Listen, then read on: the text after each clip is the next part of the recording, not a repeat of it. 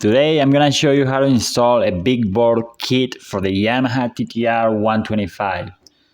This is applicable for any TTR 125, any year, any model.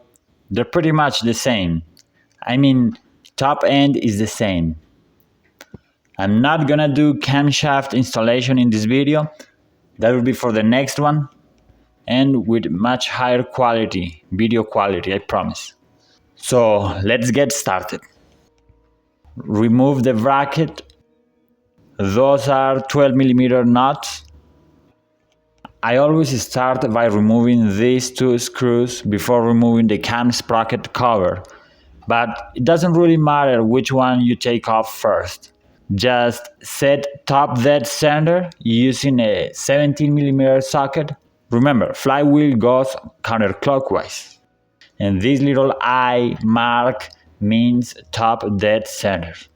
Now we're gonna remove the cam sprocket cover. Those are 8mm bolts. And see where your cam sprocket lines up? It must be lined up with the notch on the head. Just double check this before unscrewing it. Loosen up the cam sprocket bolt. Again, using a 17mm socket, you're gonna hold the crank, and using a 17mm wrench or another socket, we're gonna loosen up the cam sprocket bolt. Don't remove it just yet. Remove the timing chain tensioner. Those are 5mm Allen bolts. Unscrew all 6 head bolts. The ones on top are 12mm and the side ones are 5mm Allen bolts again. And remember to unscrew them in a cross pattern. And now we're gonna remove the cam sprocket. Just be extra careful not to drop the timing chain to the bottom of the engine. It can be tedious, just take your time. Take the cylinder head off and don't lose the dowel pins that will come out with the head. There's 2 of them. Remove the timing chain guide and remove the old cylinder. I always lower the piston to make it easier. With the cylinder will come the other 2 dowel pins. Do not lose them, we gotta put them back later. I like using a rag under the piston before removing the clip, just in case. Then remove the piston pin. Now, I'm gonna show you the way I install the piston rings. I know there's a lot of different ways people install those rings. This is just the way I do it. Basically, I put the rings into their grooves at first, and in the end, I work the ring gaps.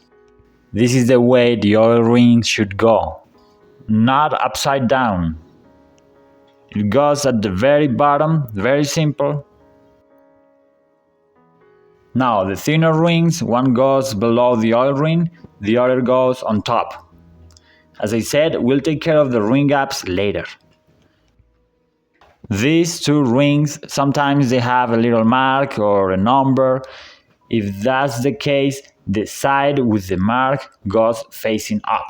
If they don't have a mark nor a number, you can install them either way.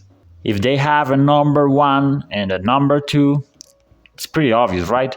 Number 1 goes first and number 2 goes below. If you have a darker ring and a lighter one, the lighter one goes first and the darker ring goes in the middle. These rings are the same, so I can put them in whatever order I want. Now we'll take care of the ring end gaps. We're gonna make sure they're not in line with each other. They must be far away from each other and from the 2 sides where the clips go. Here, here, and here, and here. And the oil ring end gap is all the way around. Now, using needle nose pliers, we're gonna put a clip on one side while the piston is in our hand. Just slide the piston pin through. Make sure the arrow is pointing towards the exhaust pipe. Very important. Now, we're gonna put the other clip. Beware, Sometimes they tend to come flying across the room. Scrape the remaining gasket material before putting your new base gasket on. And don't forget the dowel pins. We're lubing both the cylinder and the piston thoroughly before moving ahead. We're gonna slide this cylinder one ring at a time.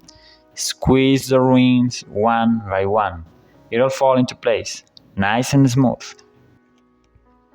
Once you're done with the cylinder, put your timing chain guide back on.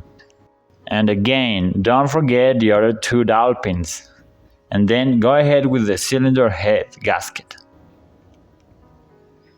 Now spin the crank counterclockwise. We can give it a few turns and watch the highest and lowest point the piston goes. And then we're gonna set it at top dead center. And also check the mark on the flywheel, make sure it matches with the piston at its highest point. Now we're in good shape. We can put the cylinder head back on. Snug the head bolts down and the two side bolts as well. We're not gonna torque them just yet until we get the distribution right. See if you still have top dead center on the flywheel. Now we're gonna mess with the cam sprocket. This could be tedious and could take some time. We gotta align the mark on the sprocket with the notch on the cylinder head without moving the crank. Screw the cam sprocket bolt and again, don't torque it just yet. Just snug it down. Time to install the timing chain tensioner. This is spring loaded. So using a flathead screwdriver, we're gonna turn it to the right and the little plunger will retract. We're gonna hold it till it's installed.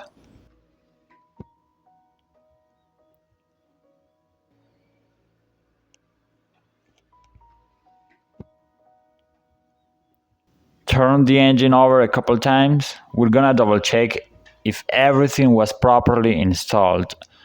We gotta sense the engine and see if there's a stock valve or anything. If not, we're in good shape. Double check your marks are aligned as they're supposed to be. And that's pretty much it. Torque everything down to spec. Cylinder head bolts, the cam sprocket bolt, everything.